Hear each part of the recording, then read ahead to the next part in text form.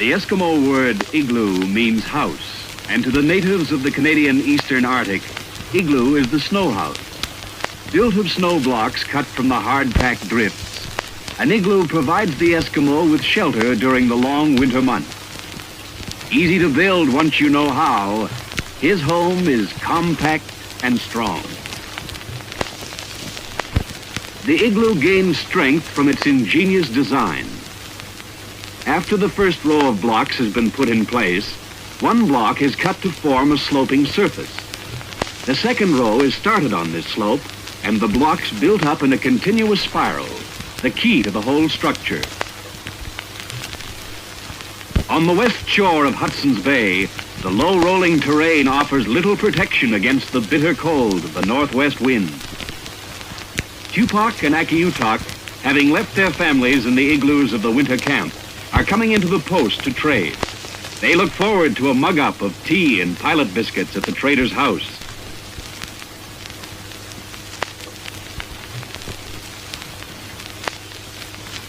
The two Eskimos admire the wooden buildings of the white man, but for their own dwelling, they will build an igloo.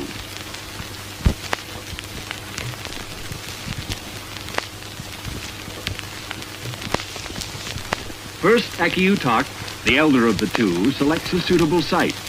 With his probe, he tests the snow. It must be hard-packed, and yet not so hard that it will not cut. It must not be layered with streaks of soft snow that would cause it to break in handling. And there must be sufficient good snow in one place to provide all the building material for his igloo. This isn't always as easy as it seems, for the average snowfall of the Arctic is less than in the temperate regions of Canada. Like all good architects, they use the material found around them. The snow will be both bricks and mortar. Packed hard by the constant wind, it can be cut by a snow knife or ordinary handsaw into blocks of any size or shape.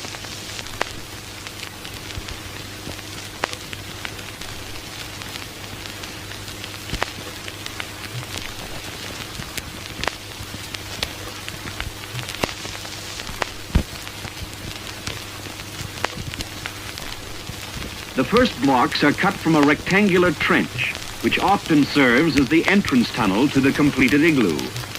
A row of heel marks is sometimes used as a baseline for the first row of blocks. The igloo must be nearly circular.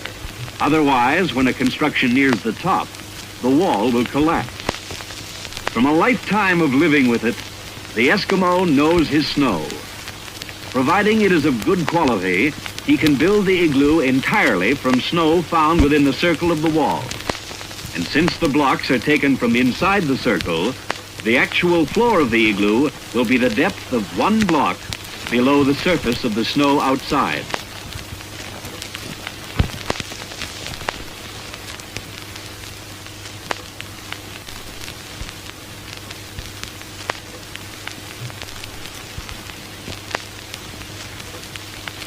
After the first row has been erected, the cut to form the sloping surface is made.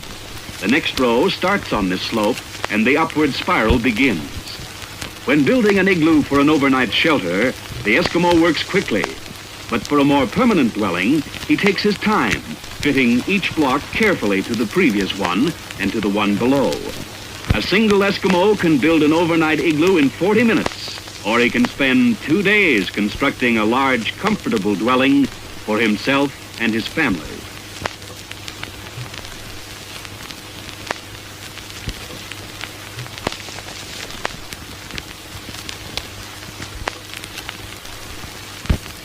The Eskimo is a nomad.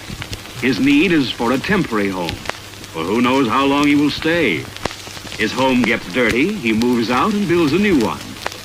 If hunting is bad, he goes off in search of food, building his new house where game is plentiful. The Eskimo builds his home around him, always working from the inside.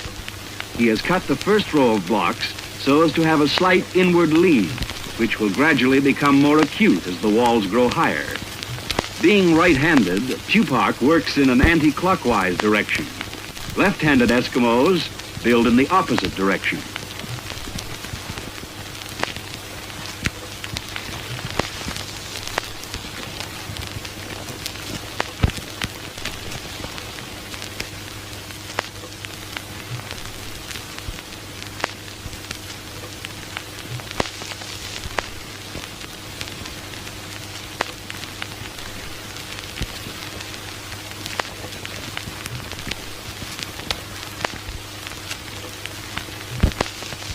As the inward lean becomes more acute, greater care must be taken in fitting the blocks together.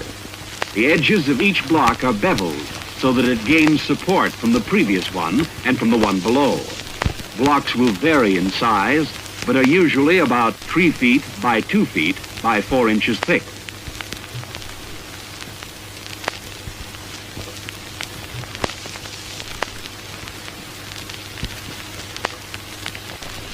Gradually, the spiral design in the inward lean of the blocks produces the familiar rounded beehive shape. This rounded shape is another excellent example of good use of the fundamental laws of architecture. Engineers and architects have found no better way of building an igloo. It has no corners and no waste space.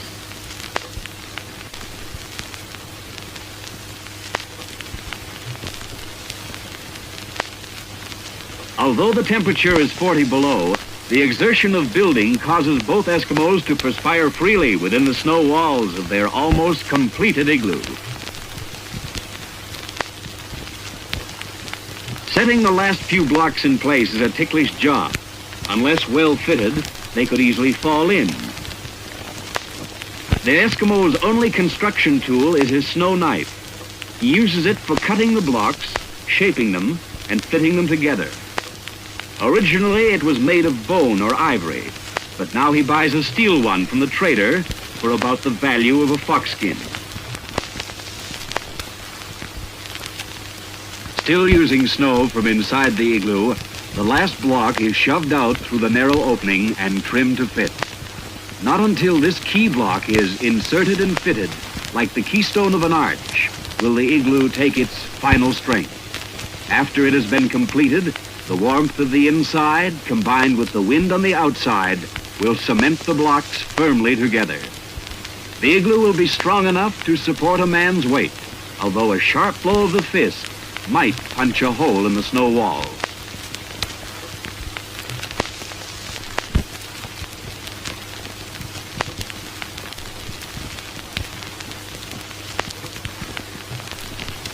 Like the man who paints himself into a corner, the Eskimo has built himself into his house.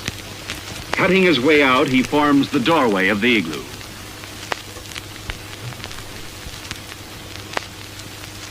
The last construction job is chinking. All cracks on the outer surface are plugged with snow so that no drafts can reach the interior. It has taken the two Eskimos 1.5 hours to build their igloo for the night.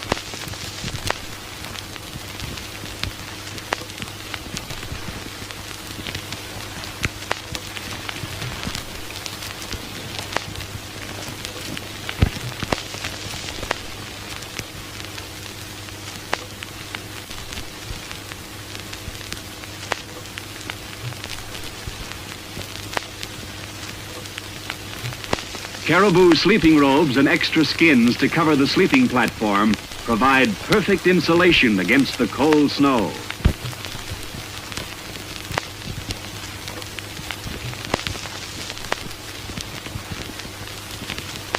Inuit and Tupac settle snugly inside, using a snow block to close the door. A hole in the roof serves as a ventilator and heat control, while fresh air comes from a small hole near the door. The short daylight hours of the Arctic winter draw to a close. After a meal of frozen fish or walrus, the dogs bed down for the night, nose buried under tail, thick coats protecting them from the cold, each in his chosen spot on the snow. Igloo, says Inuit. It is warm. This is my home.